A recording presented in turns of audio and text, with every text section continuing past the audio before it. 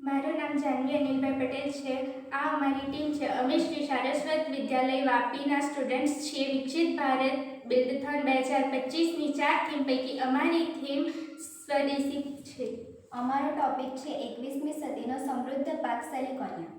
અમે જ્યારે દરિયા કિનારે ફરવા ગયા ત્યારે અમે નોટિસ કર્યું કે દરિયા કિનારે વધારે પડતો કચરો છે અને ત્યાંની જમીન મોટે ભાગે બિન ઉપજાઉ છે। તો અમે જે વ્રતમાં ખાઈએ તે ભાજીને દરિયા કિનારાની જમીન પર ઉગાડી શકીએ છીએ। તેનાથી લોકલ ખેડૂતોને રોજગાર મળી રહે છે। સેલિકોનિયાના ફાયદા ખૂબ ઘણા છે। સેલિકોનિયાને ફોરેન કન્ટ્રીમાં વેચાણ કિંમત અને માંગ વધુ છે।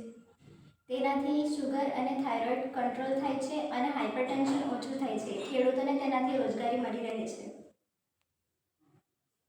આમ સેલિકોનિયાનો પાક બિન ઉપજાઉ જમીન માટે ખૂબ જ ઉપયોગી છે અને પર્યાવરણ માટે ખૂબ જ ફાયદાકારક હોઈ શકે છે।